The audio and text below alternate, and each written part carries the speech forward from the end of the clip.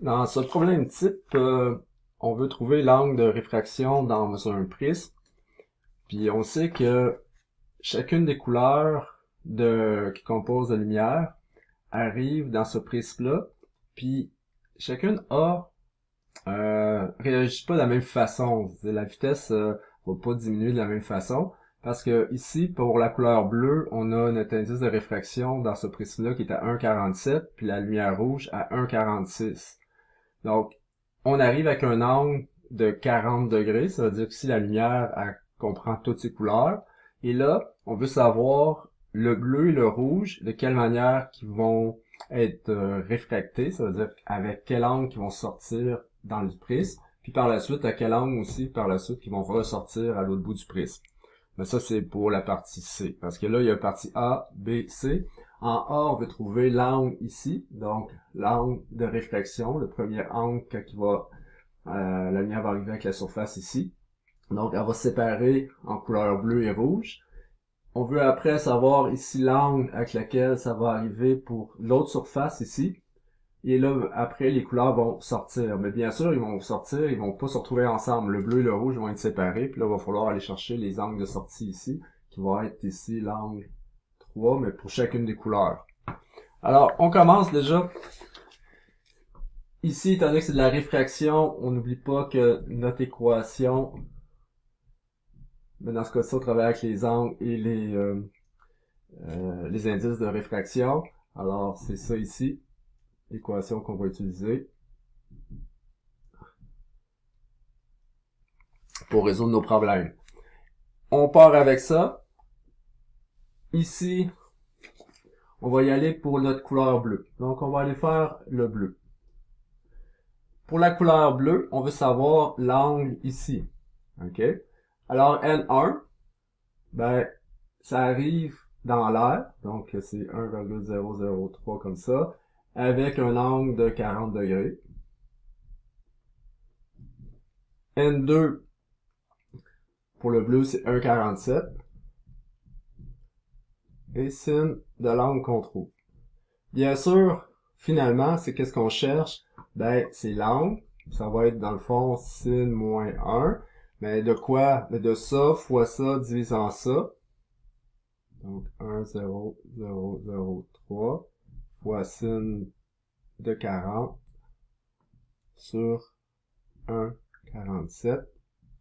Et là, on trouve que l'angle ici, pour la couleur bleue, donc des fois, on peut même dire que c'est pour le bleu,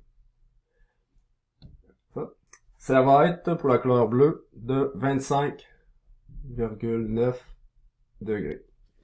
Si on fait la même chose pour la couleur rouge, ben la couleur rouge, elle arrive de la même façon que la couleur bleue ici, parce qu'ils sont comme ensemble, sont sur de la lumière blanche, donc ils sont pas encore séparés.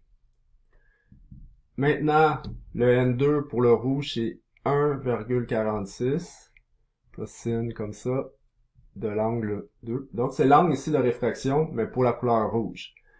Encore une fois, dans ce cas-ci, ben, on va le mettre que c'est pour le rouge. Ça va être égal à sin moins 1, de quoi 1,0003 fois sin 40 sur 1,46 comme ça. Et là, ben, on va trouver que notre angle ici est de 26,1. Donc, finalement, lui, c'est beaucoup plus rapproché de la normale que le rouge. Excusez. Alors ça, c'est pour la première partie. Ça veut dire c'est l'angle ici. Ça veut dire que là, finalement, il va avoir un petit rayon que ça va être dans ce cas-ci, ça va être le rouge. Le rouge va avoir dévié un petit peu moins, puis le bleu va avoir plus dévié vers la normale. OK? On a noté ici l'angle avec lequel la couleur bleue et rouge ont réfracté lors de leur passage de l'air ici à l'intérieur du prisme. Ici, le prisme, je sais plus trop si c'était en plastique ou en verre, mais peu importe, c'est une matière dans laquelle la lumière a réfracté. Le bleu et le rouge se sont séparés parce qu'ils n'ont pas totalement le même angle de réfraction. Maintenant, on veut savoir, ça va être quoi l'angle ici avec lequel ce faisceau-là, c'est-à-dire le faisceau bleu et le faisceau rouge vont arriver à la surface ici avant d'être réfractés à nouveau, parce qu'ils vont passer encore d'un milieu à un autre. Pour faire ça, donc c'est la partie B. Donc, en B, on veut savoir l'angle ici. On va l'appeler ça l'angle 3. Donc, mettons le 3 du bleu, puis le 3 du rouge. Donc, à quel angle qui va arriver sur la surface ici avant d'être réfracté à nouveau? Ben, pour ça, dans le fond, c'est toujours l'angle ici, parce que là, en ce moment, on travaille dans ce coin-là. Si ça avait été dans ce coin-là, ça aurait été l'angle de 30, mais là, ici, c'est dans ce coin-là qu'on travaille. Alors, ça veut dire que tout fonctionne avec un genre de triangle qui est dans ce coin ici. Alors, dans le fond, ça va être quoi l'angle 3 bleu? Ben, ça va être... attendez, j'ai ça ici. Ouais. Bleu. C'est l'angle de 1. C'est l'angle ici. Donc 60. Moins l'angle avec lequel il a réfracté ici. Comme ça. Parce que pourquoi? L'angle ici plus cet angle-là, faut que ça soit égal à l'angle qui est là. Donc c'est pour ça qu'on fait 60 moins l'angle ici. Et là, finalement, ça va être l'angle avec lequel il va arriver à cette surface-là, mais par rapport à la normale toujours. OK? Alors ici, ça va être 34,1 degrés. Donc, on va aller le noter ici, parce qu'on va en avoir besoin tantôt. Degrés. Et le rouge, c'est la même chose. Donc, l'angle avec lequel le faisceau rouge va arriver ici, selon la normale, c'est l'angle dans lequel on travaille dans ce coin-là de notre prise, c'est donc 60, moins l'angle ici, moins 26,1 comme ça. Et on arrive donc à 33,9 degrés comme ça. Donc, on va le noter ici, 33,9 degrés comme ça ici. Alors, ça ici, c'est l'angle avec lequel ma couleur rouge et bleue va arriver selon la normale à cette surface-là.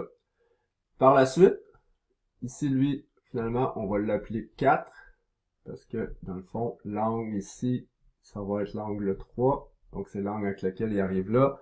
L'angle 4. En C, c'est ça qu'on veut savoir. On veut savoir, finalement, une fois que le bleu arrive avec cet angle-là, à cette surface-là, comment il va être réfracté.